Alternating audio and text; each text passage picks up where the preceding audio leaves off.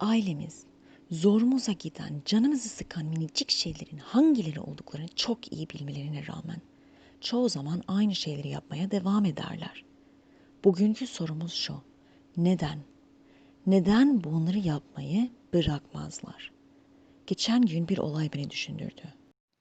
3 kişi olarak arabadaydık. Diğer 2 kişi evli bir çiftti. Arabayı süren eş fazla sert bir şekilde frene bastı. "Ya of!" dedi yanındaki kişi. "Sürekli söylüyorum sana daha yavaş frene bas diye." Tamam. Yeşil ışık yandığında normal devam ettiler.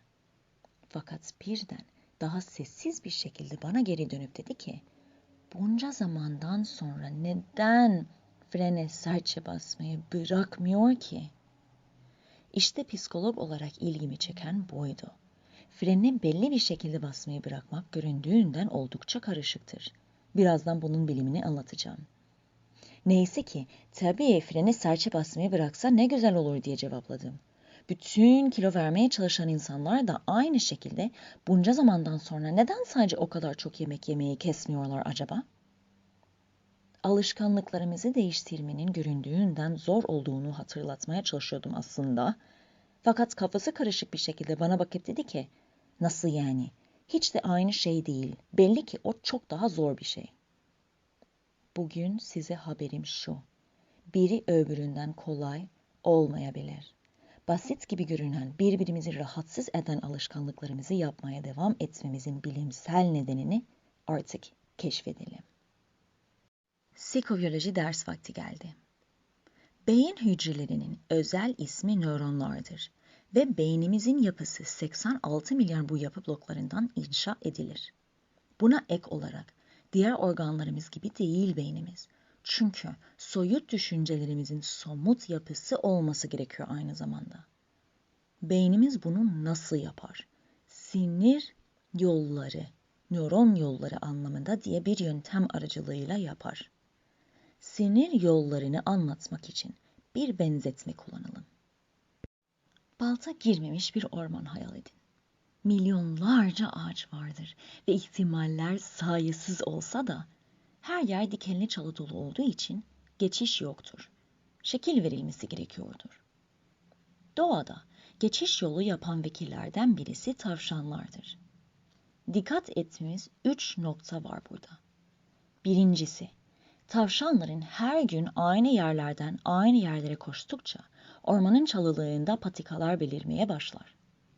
İkincisi, bu patikaların oluşturulmasından sonra tavşanın başka bir yerden geçmesi mantıksızdır.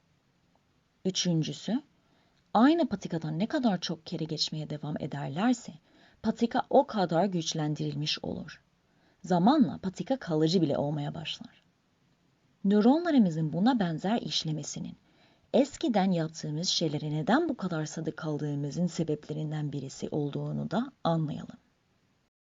Beynimize gelmişken her nöronu ormandaki bir ağaç gibi düşünürsek ve düşüncelerimiz bu ağaçların arasında koşan tavşancıklar gibi düşünürsek, gerçek hayatta bu tavşanlar elektrik sinyalleridir.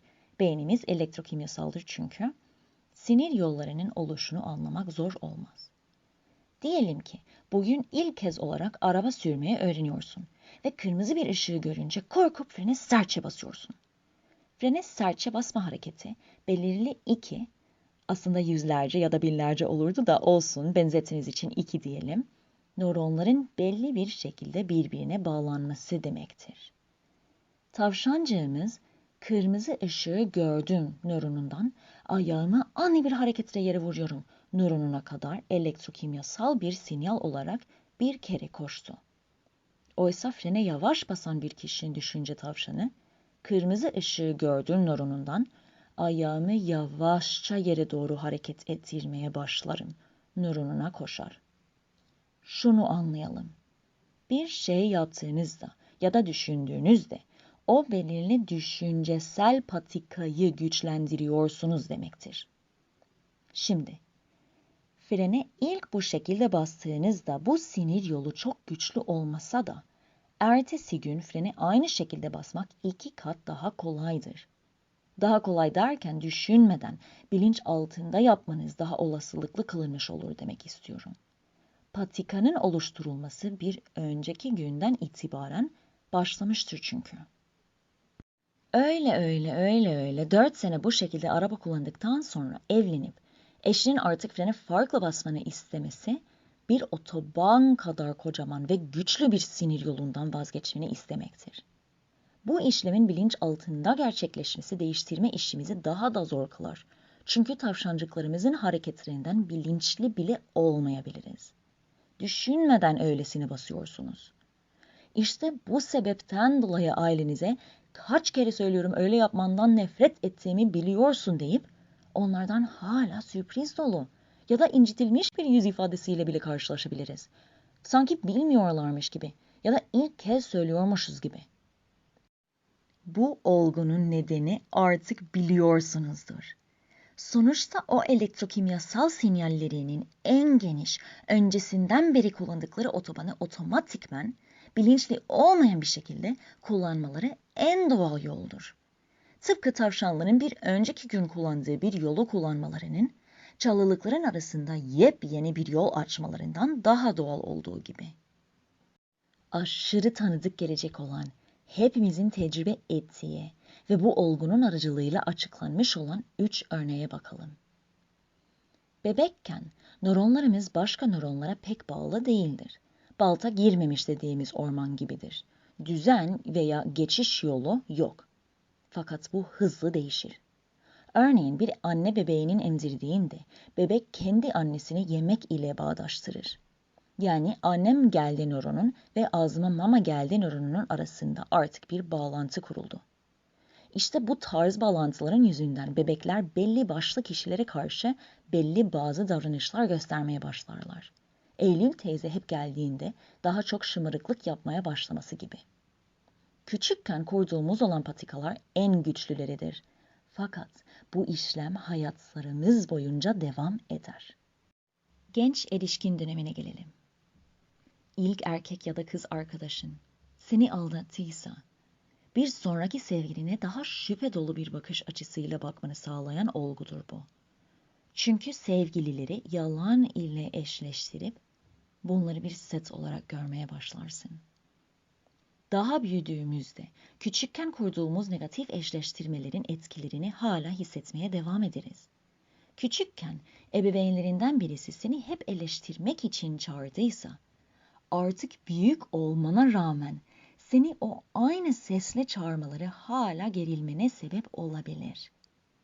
Düşünce tavşancıkların, yani o mikroskopik elektrokimyasal vurular, hala o aynı eski iki nöronun arasında koşmaktalar demektir. Şimdi ilk anlattığım hikayeye, yani fren basma ya da kilo verme konumuza geri gelelim. Sorumuz şuydu. Eşimizi sinirlendirmemek için tek yapmamız gereken frene daha yavaş basmaksa, neden devamlı bir şekilde bu kadar minicik ve saçma bir alışkanlığı tekrarlıyoruz? Kilo vermek istediğimizde tek yapmamız gereken daha az yemek yemekse, neden istediğimiz kiloda değiliz? Neden sadece durmuyoruz?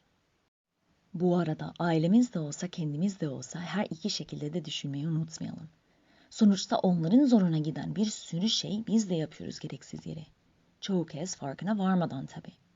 Sonra onlar kızınca olay bu sefer büyük haksızlık olarak algılıyoruz. Çünkü tek yaptığımız şey bize çok normal gelen ve büyük bir olay olmayan bir şeydi. Aynı şekilde onlara da kızdığımızda onlar için de çok haksız gibi geleceğini göz önünde bulunduralım. Zor olmasının sebeplerinden 2 tanesi şunlardır. 20 senedir fazla yiyen ya da frene fazla sertçe basan kişi daha az yemek yemeye ya da frene daha yavaş basmaya başlayacaksa eğer, beynindeki fiziki mimarisine karşı savaşmak zorundadır. Sinir yolu derken yolu dediğimde mecazi yollarından bahsettiğimi düşündüysen tekrar düşün.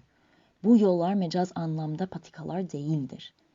Alışkanlıklarımız beynimizde milyonlarca mikroskopik tünel gibi kalıcı, tam anlamda fiziksel, asıl iz oluşturmaktalar. Süper kahraman çizgi filmlerinden bunları hatırlıyor musunuz? Böyle bir şey gördüğünüzde sinir yolları göstermeye çalıştıklarını anlıyoruz. Sinir yolu derken bunları kastediyoruz. İşte bu fiziki, bedensel izleri değiştirmek zorundayız. Bu da fiziksel bedenimizin herhangi başka bir parçasını değiştirmek gibi, mesela daha sağlıklı beslenerek saçlarımızın daha parlaması sağlamak ya da sporla kaslarımızı geliştirmemiz en az haftalar ve daha kalıcı değişimler için aylar ve yıllar gerektiren bir çabadır. İkincisi, sinir yollarımızın ateşlemesinin hızı. Beynimizin nöronlarımızın bu fiziksel patikalarından ateşlemesi. Bu ne demek? Bir nörondan bir sonraki nörona o elektrokimyasal mesajın iletilmesi demek. Ne hızla gerçekleşiyor biliyor musunuz? Saniyede 200 kere ateşleniyorlar. Aşağı yukarı 330 km/saat. Yani tavşancıklarımız o belli oturmuş otoban kadar patikalardan 330 saat kilometrede koşmaktalar. Anlaşılan şu ki, bu basit gibi görünen alışkanlıklarımızı değiştirmek, o 330 saatte koşan tavşanı hem yakalamak, sonrasında da başka çalılık dolu henüz açılmamış bir yerden koşturarak o aynı ağaca ulaşmasını sağlamak demektir. Kadıköy'e gitmek için 330 saatte giden hızlı tren varken ve zaten oraya direkt giden kocaman demir yolu kullanmadan bir sürü kişinin arka bahçesinden tırmanarak gitmek gibi bir şeydir. Bilinçaltı beynimize hiç doğal ya da doğru gelemez. Biz işte bu sinir yolları değiştirmek için büyük bir çaba yatırımı yapmazsak değişmeleri neredeyse imkansız. Öyleyse gelişim göstermek istiyorsak ne yapalım? Ümit var. Düşüncelerimizi terbiye edip değiştirebiliyoruz.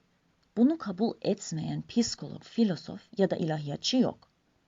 Yaptığım terapi tarzı CBT, dünyanın en başarılı terapisi olmakla beraber özellikle düşüncelerimizi değiştirmekle hayatlarımızı değiştirmeye odaklanır. Kutsal kitabımız da aynı şey diyor. Düşüncenizin yenilenmesiyle değişin. Şimdi neler yapılabilir? Başkalarını değiştiremediğimize göre her zamanki gibi kendimizle başlamalıyız. Bir tane öneride bulunacağım bugün. Yapmanızı istediğim psikolojik bir egzersiz gibi düşünün. O da bilinçaltında gerçekleşen işlemlerin yavaş yavaş farkına varmaya başlamaktır. Bu, koşan tavşanlardan birisini yakalamayı öğrenmektir. Yaptığın belli bir eylemi seç.